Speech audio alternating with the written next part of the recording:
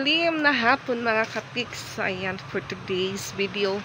Kauwi lang po namin ni Ate Patpat. Galing po kami ng downtown. Kasi yun nga ho mga kapiks. Yung last vlog ko po is pumunta pa ako ng PSA. Then, yun nga ho sa simbahan namin dito. Tapos, diretso naman din po ako sa civil registral. So, parang inano ko po kung may record ako doon sa kanila. So, yun nga mga kapiks. Nakuha ko po yung result kanina. So, wala po akong record din po sa kanila. So, hindi ko na po nakuha yung before na live birth na nakuha ko before na lahat wrong spelling. So, ngayon talaga yung ayusin ko po is yung ginagamit kong pangalan or mga nakapangalan po sa ID ko. So, nga ho, binigyan po ako nila ng mga requirements kung paano ko po ipapalate registration yung aking live birth. So, kanina pumunta po ako sa Comelec dahil yun nga ho, wala naman pong baptismal or live birth po yung parents ko. So, kailangan po nila ng voter certification. So, yun nga ho, voter certification. Pumunta po ko kanina sa Comelec. So, sinama ko sa Ate Patpat dahil wala po siyang pasok ngayong hapon. So, si Ate Isra lang po yung pumunta sa school kasi yun nga ho, may practice po sila para sa graduation. So, mag-presentation daw sila. So, yun nga ho, punta na po kami ng Comelec. So, yung bagong Comelec po is nasa Abukay Terminal. So, punta naman kami doon ni Patpat. So, hindi din po ako nakakuha kasi kailangan din po ng authorization kahit anak ako. Kailangan din po ng authorization nila mama at papa. So, yung gagawin ko na lang po nito, baka isama ko na lang din po sila kumuha ng ng voter certificate kasi yung tapat po ng Comelec, bagong Comelec building is yung Robinson North. So, pero itanong ko po muna kung sasama po sila sa akin or di kaya magpagawa na lang po ako ng authorization. So, katapos po namin ng Abukay, biyahin naman po ulit kami ni Ate Patpat papunta ng merkado. Dahil yun nga yung tindahan po, ilan na lang yung laman at wala na pa akong itlog, suka, wala na din po. So, pagkatapos din po namin mag-grocery ni Ate Patpat para po sa tindahan, punta naman po ako ng barangay dahil kailangan din po ng barangay certificate of residence para po sa akin. So, yun nga, katapos po namin, uwi na po kami dito sa bahay. At siya po yung naghuhugas dahil siya po yung naka-schedule kaninang tanghali. So, hindi po nahugasan dahil yun nga umalis kami. So, siya po yung naghuhugas ngayon. Mamayang gabi, si Ate Isra naman po yung maghuhugas. Diba, Pat? Pat, pagaya na Pat. So, tapos na po yung tapos na po yung kanilang exam, 4th grading exam. So, pwede na siguro silang hindi pumasok next week. So, yung lang po is yung mag-graduate practice. Tapos, yun nga ho, yung recognition daw nila. Grade 1 to grade 5 sa April 14. So, yun nga sabi ni Rose Ann, galing siya sa school ngayong hapon. Sinabihan sila kung kailan dahil si Piang daw, honors si Piang. Iwan ko lang po kay Pinsoy. So, hindi ko pa din po alam kay Ate Patpat, pero kahit ano po yung result, okay lang po dahil at least next school year, grade 5 po si Ate Patpat. So, yun nga mga kapiks, yung kay Ate Ezra naman po, alam ko na po kung ano yung bibilhin kong bulaklak para po sa mass sa April 11. Sinabihan na po ako ni Ate Ezra kung anong klaseng bulaklak, tapos kung ano ba siya, maliit or malaki na bulaklak. So, ito po mga kapiks yung binili namin. Yan, itlog. So, bibili pa ako ng isang dosin ng itlog. Tapos, yun nga ho, grocery din po mga chicheria. Chicheria, charan. At yun nga ho, yung tindahan. Kaunti na lang po yung laman. Yan.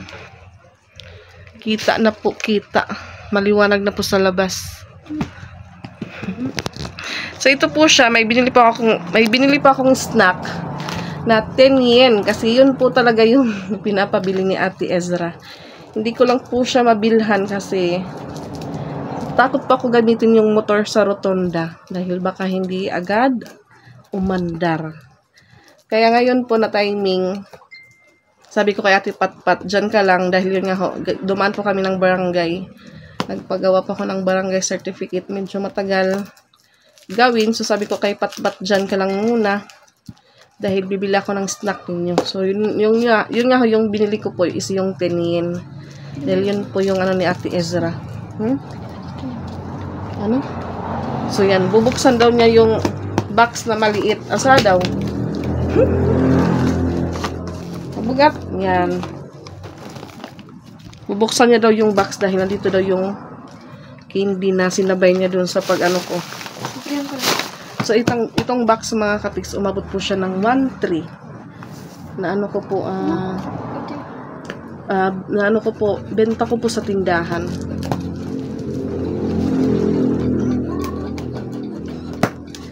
Buksan niya. Ito tayo larumpat. Wait.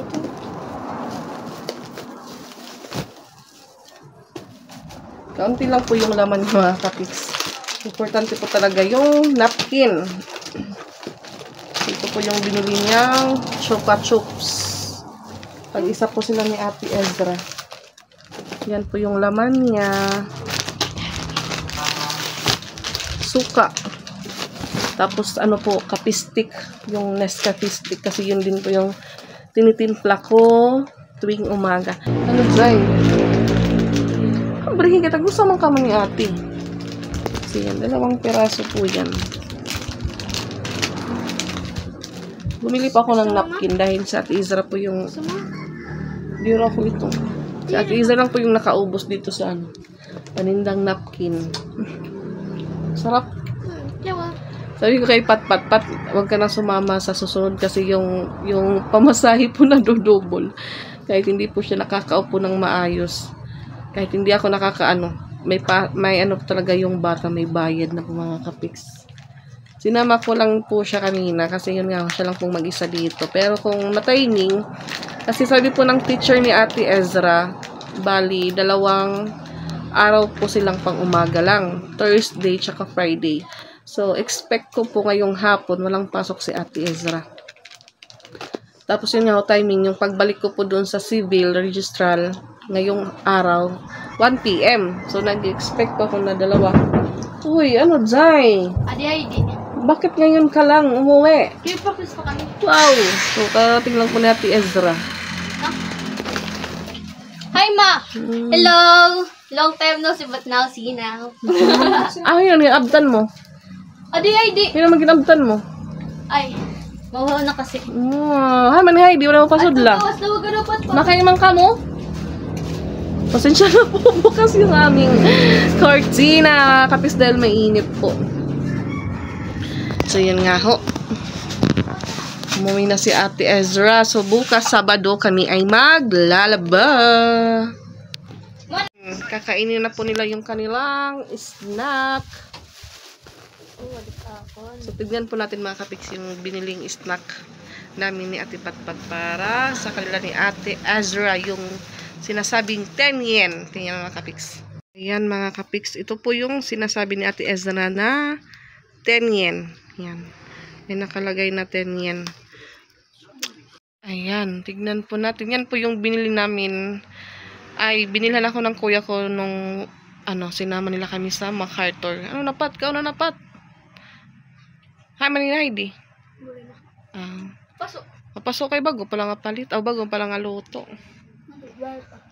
Maray pa. Ano to? But nga. Itong anahiyapat. Wow. Yan po yung 10 yen na pinapabili-bili ni Ate Ezra. Marasa? Masarap. Miss, yun natawag.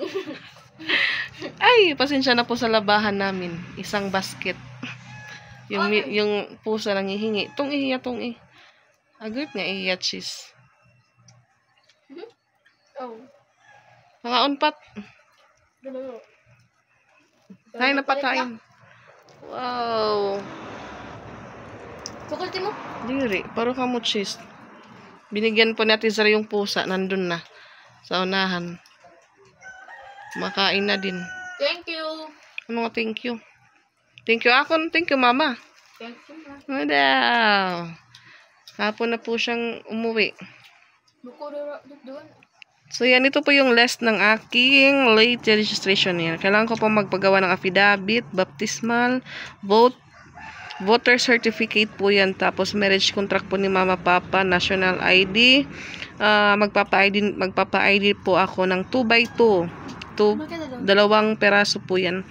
Barangay certificate at birth certificate po ng parents ko. Kung wala po sila, yun nga, kukuha ko ng voter certificate din. So, nakapagawa na po ako ng ng barangay certificate. Ayan. Barangay residency. Ayan. Nakapix. Marasa?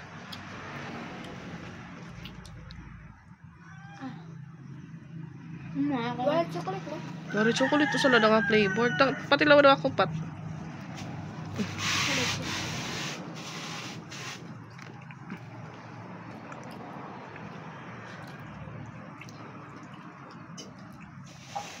Dalaga na po sa ati pat-pat. Bantag. Mozzarella na cheese. Ang gitanggal ko nula. Puro yan. 1990.